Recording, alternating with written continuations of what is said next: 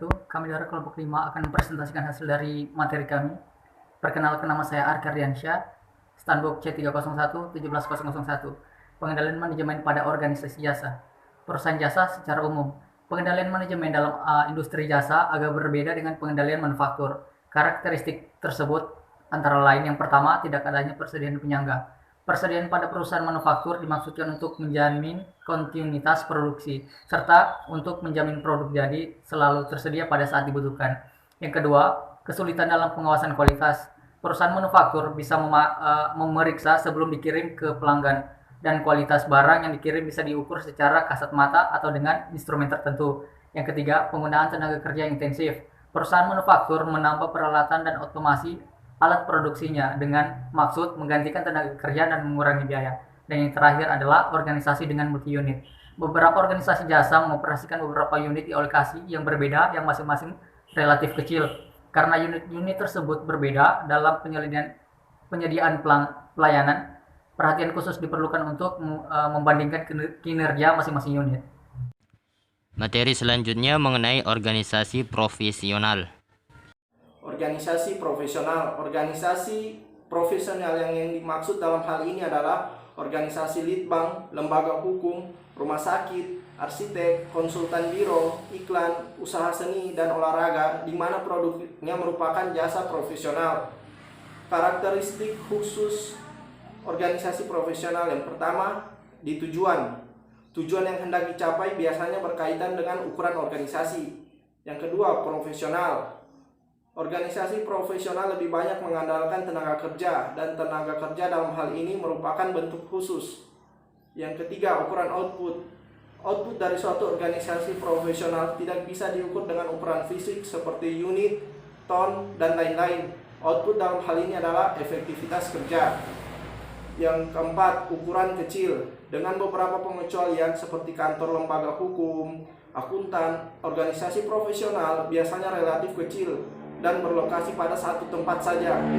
Manajer puncak pada organisasi seperti ini bisa mengawasi dan memotivasi pegawainya secara langsung dan pendekatan pribadi saja. Yang kelima, ada pemasaran. Pada perusahaan manufaktur, pemilihannya jelas antara kegiatan produksi dan pemasaran. Sedangkan pada organisasi profesional, pemilihan tersebut tidak ada. Pemasaran pada dasarnya merupakan kegiatan inti pada semua organisasi. Sistem pengendalian manajemen pada organisasi profesional. Yang pertama ada penentuan harga. Harga jual dari pekerjaan yang dilakukan pada organisasi profesional biasanya ditetapkan secara tradisional. Yang kedua, pusat laba dan harga transfer.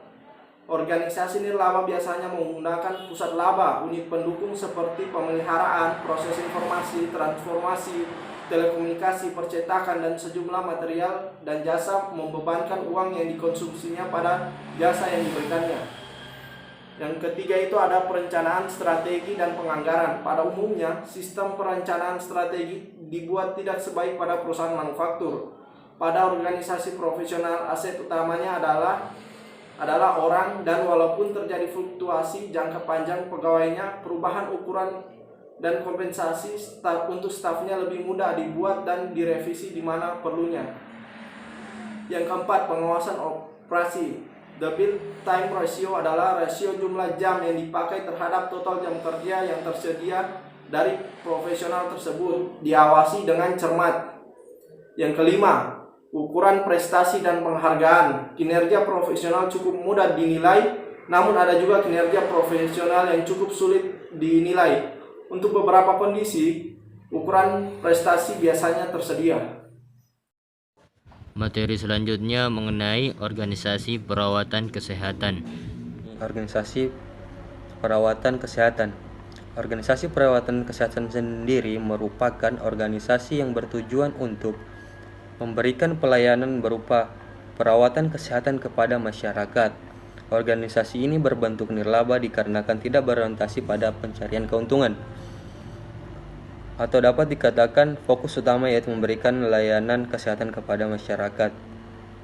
Contohnya seperti PMI, WHO, rumah sakit, puskesmas, dan lain-lain. Adapun pentingnya sistem pengendalian manajemen untuk organisasi ini dikarenakan organisasi ini berkaitan langsung dengan nyawa manusia. Adapun yang perlu dikendalikan seperti anggaran, pengelolaan informasi, pelaksanaan prosedur-prosedur yang berlaku. Materi selanjutnya yaitu organisasi nirlaba. Menurut definisi hukumnya merupakan organisasi yang tidak bisa mengalihkan aktiva, pendapatan, atau keuntungan kepada anggota, pegawai, atau direktur organisasi tersebut. Organisasi nirlaba memerlukan laba yang tinggi untuk menyediakan modal kerja dan sebagai penjagaan di masa paceklik perolehan dana. Organisasi nirlaba mempunyai ciri-ciri khusus. Yang pertama itu tidak ada ukuran dana, kedua kontribusi modal, ketiga akuntansi dana, dan keempat aturan. Organisasi nirlaba mempunyai sistem pengendalian manajemen. Yang pertama, penentuan harga pokok. Kebanyakan organisasi nirlaba tidak memperhatikan dengan serius tentang kebijakan harga. Harga atas jasa biasanya ditetapkan dengan sistem biaya penuh. Kedua, penyusunan anggaran dan perencanaan strategi. Pada organisasi nirlaba yang harus memutuskan alokasi sumber daya yang terbatas secara bijaksana, perencanaan strategis lebih penting dan lebih banyak memakan waktu daripada jenis usaha itu sendiri. Ketiga, operasi dan evaluasi. Pada kebanyakan organisasi nirlaba tidak ada cara untuk mengetahui biaya operasional dan optimum. Banyak organisasi mengalami kesulitan untuk memperoleh dana terutama dari sumber pemerintah. Hal ini membawa konsekuensi makin diperlukannya pengendalian manajemen. Materi selanjutnya terkait organisasi jasa keuangan. Organisasi jasa keuangan meliputi bank komersial dan institusi penghematan, perusahaan asuransi, dan perusahaan efek. Perusahaan-perusahaan ini berada dalam bisnis yang terutama bertujuan untuk mengelola uang. Beberapa dari perusahaan tersebut bertindak sebagai perantara, yang lain bertindak sebagai pemindah risiko, dan yang lainnya lagi adalah sebagai pedagang. Dalam organisasi jasa keuangan, terdapat beberapa karakteristik khusus, yaitu aktiva moneter, jangka waktu transaksi, imbalan dan risiko, dan teknologi.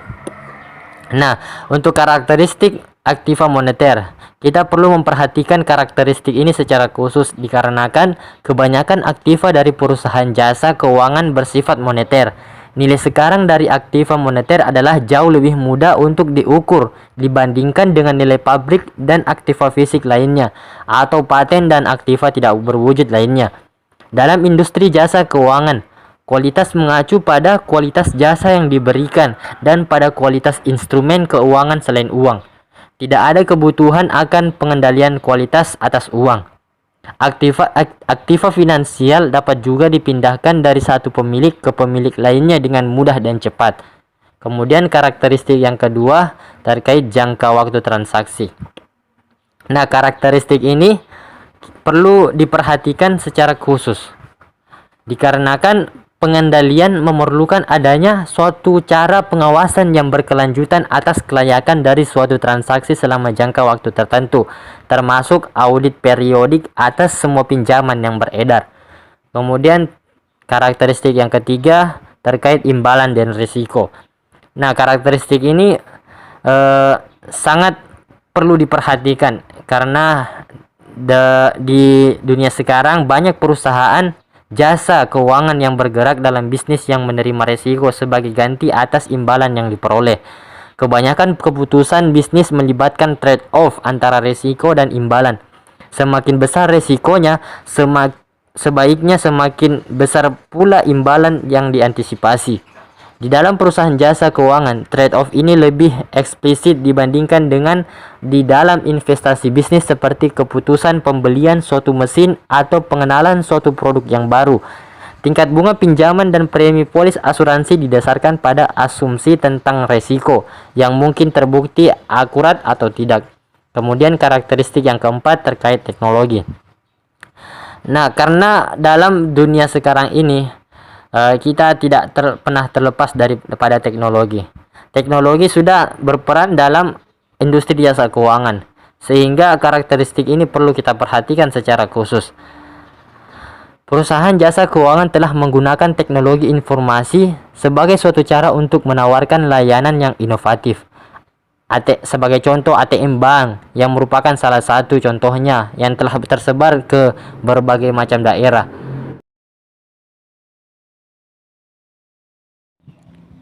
Itulah materi yang dapat kami sampaikan mengenai pengendalian manajemen pada organisasi jasa.